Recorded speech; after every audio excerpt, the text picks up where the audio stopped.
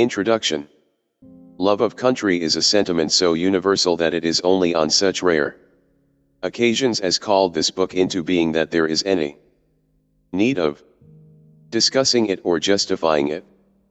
There is a perfectly absurd statement by Charles Kingsley in the preface to one of his books, written 50 years ago, in which he says that, while there can be loyalty to a king or a queen, there cannot be loyalty to one's country. This story of Philip Nolan was written in the darkest period of the Civil War, to show what love of country is. There were persons then who thought that if their advice had been taken there need have been no Civil War. There were persons whose everyday pursuits were greatly deranged by the Civil War. It proved that the lesson was a lesson gladly received. I have had letters from seamen who read it as they were lying in our blockade squadrons off the mouths of southern harbors. I have had letters from men who read it soon after the Vicksburg campaign. And in other ways I have had many illustrations of its having been of use in what I have a right to call the darkest period of the Republic. Today we are not in the darkest period of the Republic. This nation never wishes to make war. Our whole policy is a policy of peace. And peace is the protection of the Christian civilization to which we are pledged.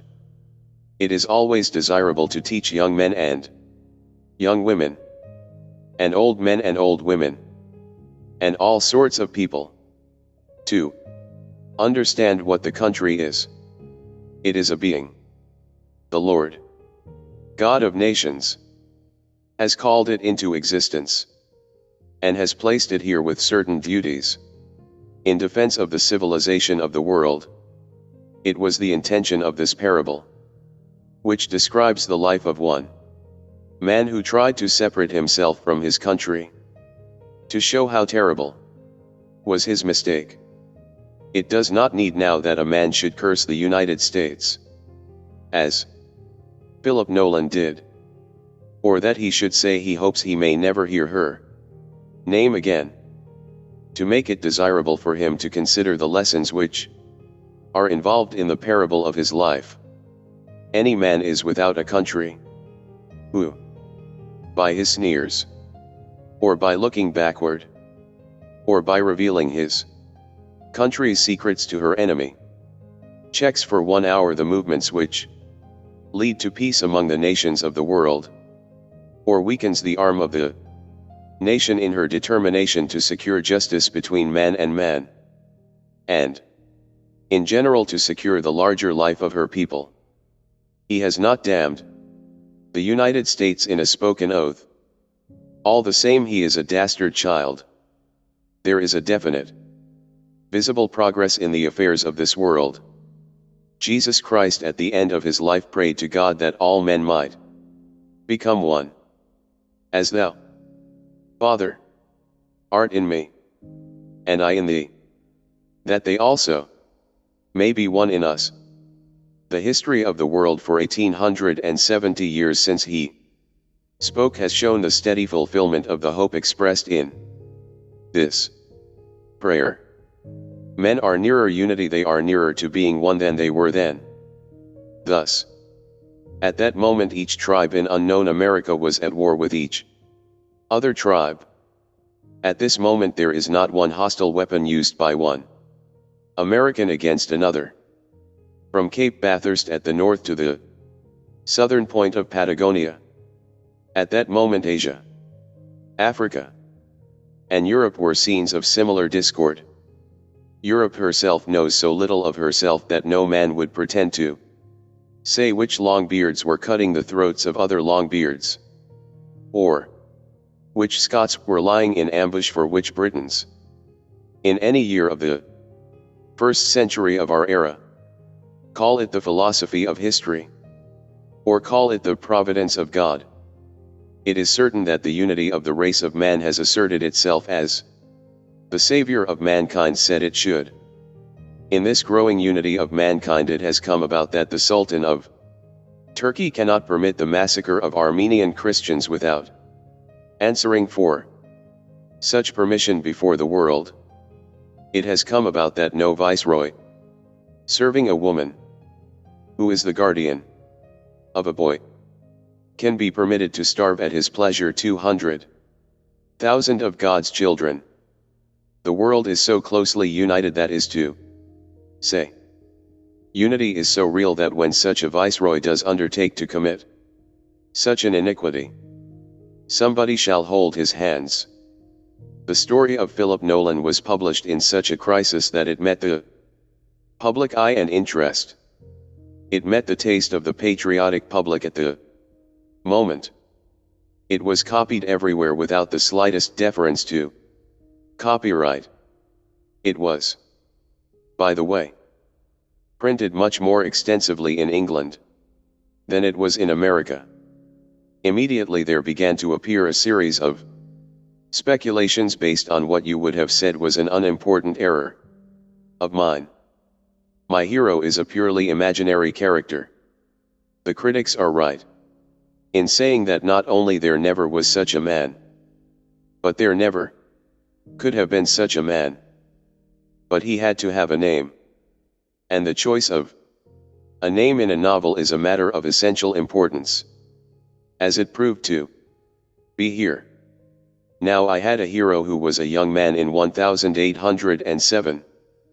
He knew nothing at that time but the valley of the Mississippi River. He had been educated on a plantation where the finest company was a Spanish officer, or a French merchant from Orleans. He must therefore have a name familiar to Western people at that time. Well, I remembered that in the preposterous memoirs of General James Wilkinson's, whenever he had a worse scrape than usual to explain, he would say that the papers were lost when M.R. Nolan was imprisoned or was killed in Texas. This M.R. Nolan, as Wilkinson generally calls him, had been engaged with Wilkinson in some speculations mostly relating to horses. Remembering this, I took the name Nolan for my hero. I made my man the real man's brother.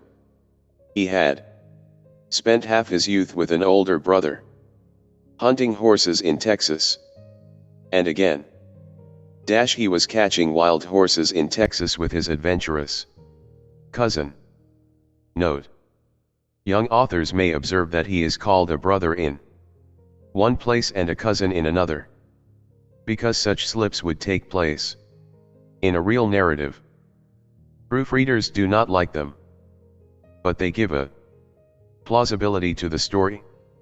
I had the impression that Wilkinson's partner was named Stephen, and as Philip and Stephen were both evangelists in the Bible, I named my man Philip Nolan, on the supposition that the mother who named one son Stephen would name another Philip. It was not for a year after that, in looking at Wilkinson's memoirs again, I found to my amazement, not to say my dismay, that Wilkinson's partner was named Philip Nolan. We had, therefore, two Philip Nolans. One a real historical character, who was murdered by the Spaniards on the 21st of March, 1801, at Waco in Texas.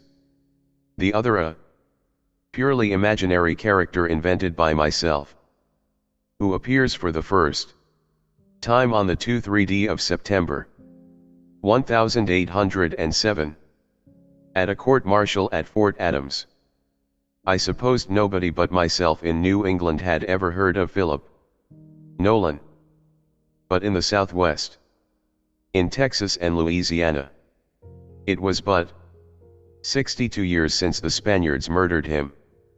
In truth, it was the death of Nolan, the real Philip Nolan, killed by one Spanish governor, while he held the safe conduct of another, which roused that wave of Indignation in the Southwest, which ended in the independence of Texas.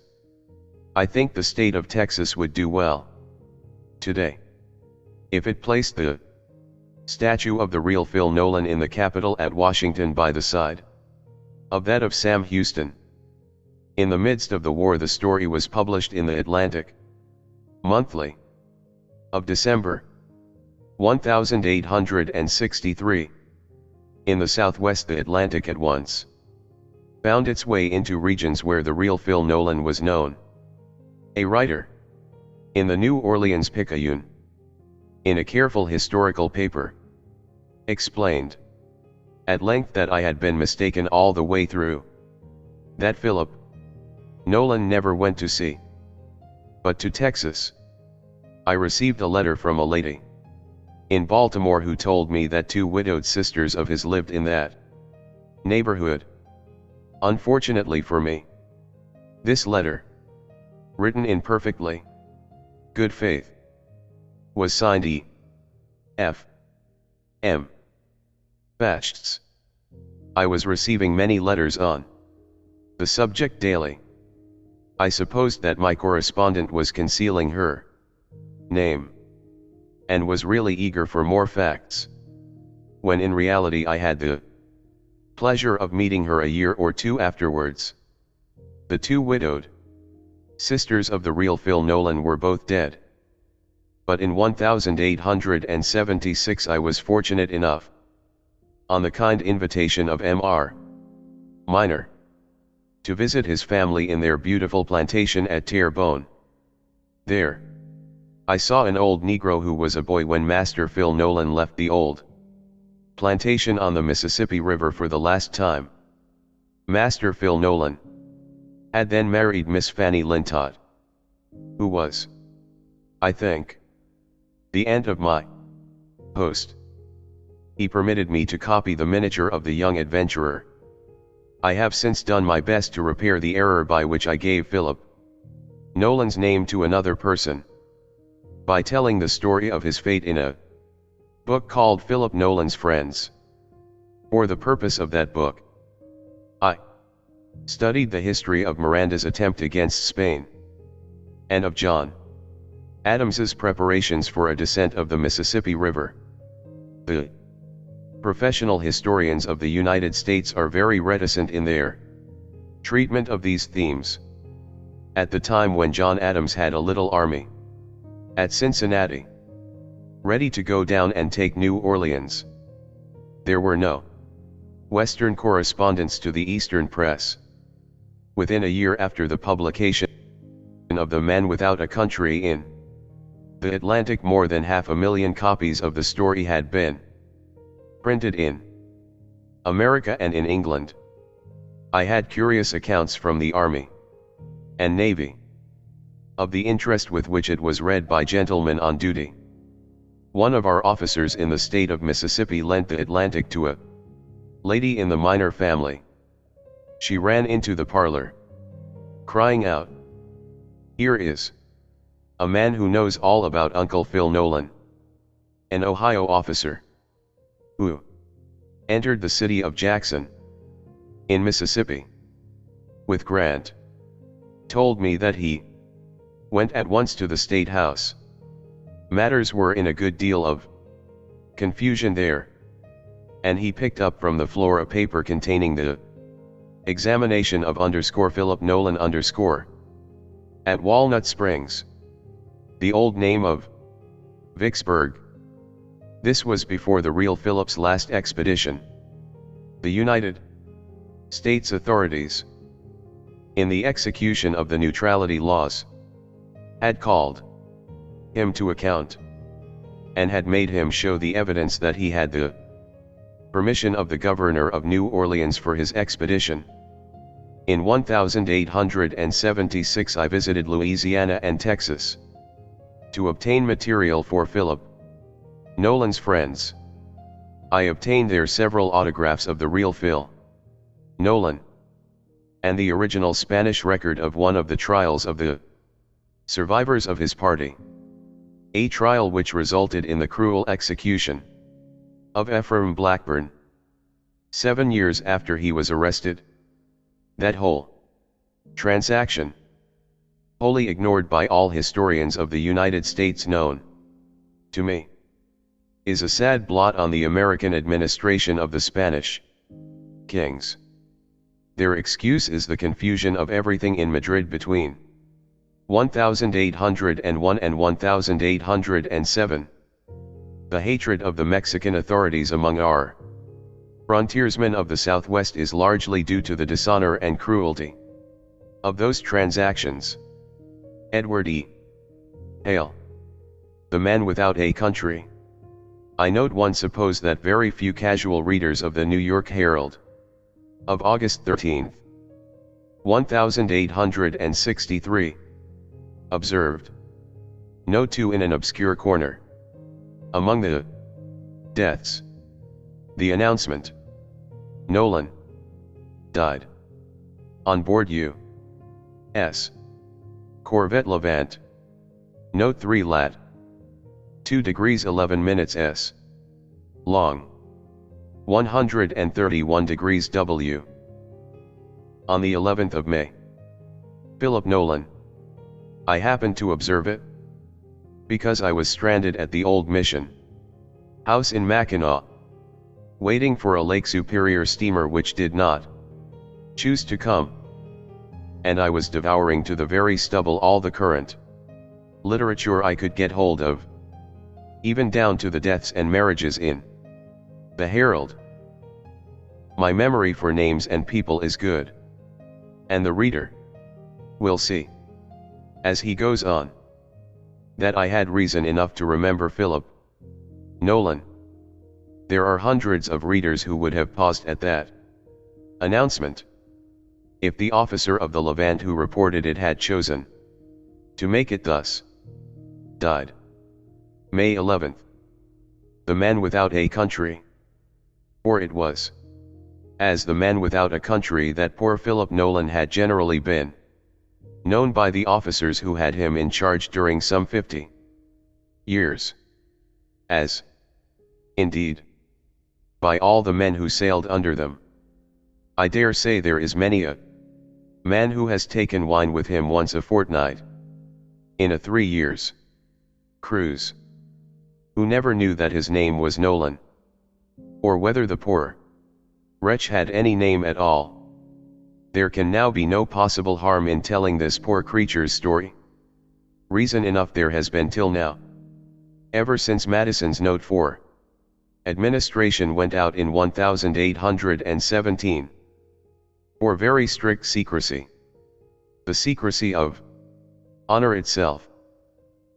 Among the gentlemen of the Navy who have had Nolan in successive charge, and certainly it speaks well for the esprit de corps of the profession, and the personal honor of its members, that to the press this man's story has been wholly unknown, and, I think, to the country at large also. I have reason to think, from some investigations I made in the Naval Archives when I was attached to the Bureau of Construction, that every official report relating to him was burned when Ross burned the public buildings at Washington. One of the Tuckers, or possibly one of the Watsons, had Nolan in charge at the end of the war, and when, on returning from his cruise, he reported at Washington to one of the Crown and Shields, who was in the Navy Department, when he came home, he found that the department ignored the whole business. Whether they really knew nothing about it, or whether it was a non me recordo determined on as a piece of policy, I do not know. But this I do know, that since 1817, and possibly before, no naval officer has mentioned Nolan in his report of a cruise. But, as I say, there is no need for secrecy any longer. And now the poor creature is dead, it seems to me worthwhile to tell a little of his Story. By way of showing young Americans of today what it is to be a man without a country. Philip Nolan was as fine a young officer as there was in the Legion of the West, as the Western Division of our army was then called.